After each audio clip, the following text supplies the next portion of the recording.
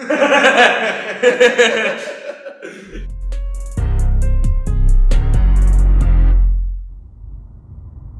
going on, guys? Chris and Michael here from Boxing Brothers Online Coaching, and today I'm going to run you through 3 counter drills to improve your boxing. Okay, so we're going to get straight into it. This is how the first drill is going to work. You're going to need a partner for this one. Michael's going to be moving me around, throwing jabs at me. Now, it's Michael's responsibility to move me forward, to move me back, around to the left, around to the right, so we can both practice these maneuvers in every circumstance possible. Okay, so Michael's going to be throwing jabs. He's going to break them up. He's going to throw a jab, and I'm going to defend it however I like, and I want to mix up the way I defend it. So I might parry the jab, I might slip the jab, and I might go straight down on that jab, I might shut the guard. I'm going to mix up the way I defend that jab as much as I possibly can. Now, when I identify a good opportunity, I'm going to counter that jab. Every time I counter that jab, I want to mix up the combinations that I throw, the kinds of punches I throw, and what kind of defense I'm countering that shot off. So if Michael throws his jab, I might parry and then counter. Alright, or I might slip and counter, etc. It's really important to determine what kind of defense you need to be applying depending on the situation that you're in, and what kind of punches you need to be throwing.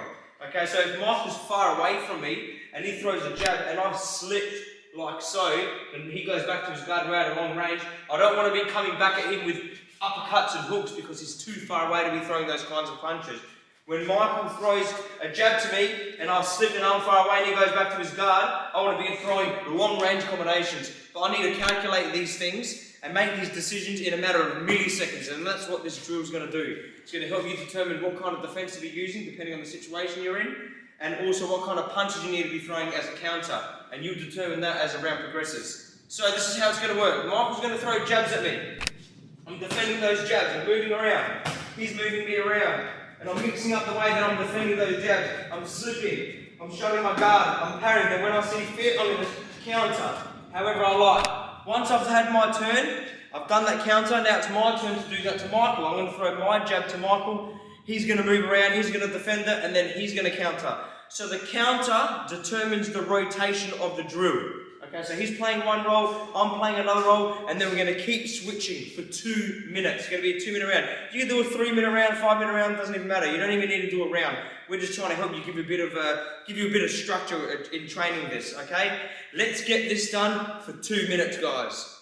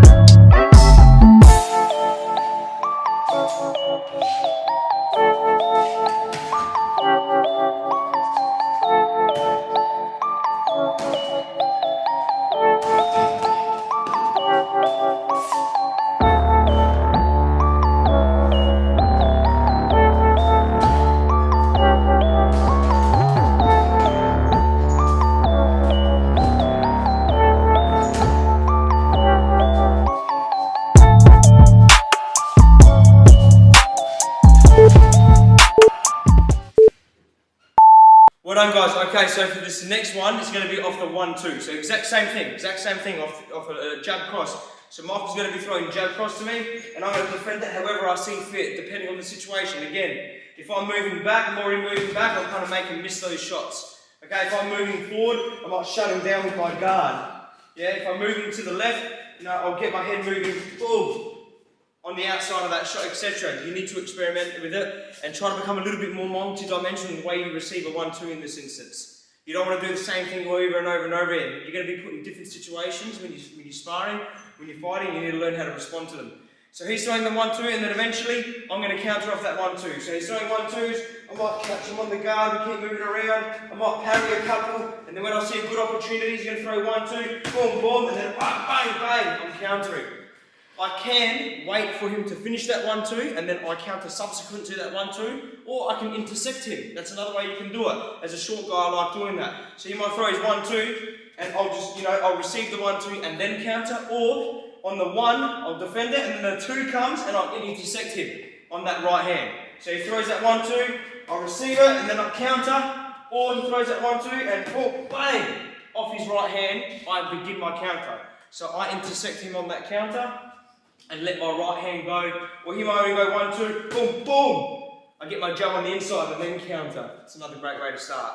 Same thing as before, the person who counters determines the rotation of the rolls between you and your partner. Okay? We're doing this for 2 minutes. Let's go, guys.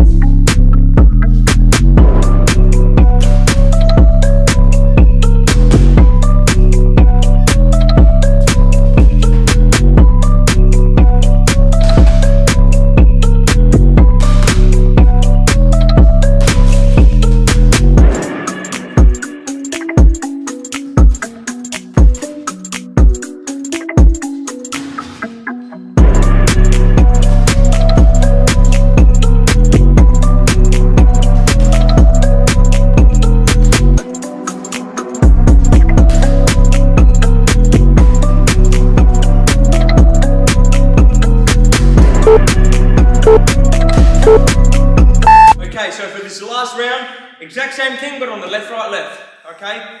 Jab, cross, jab. So Michael moving me around, jab, cross, jab, bang, bang, bang. I might catch him all on the guard. 1, 2, slip, whatever it may be. I'm defending 3 punches against Michael.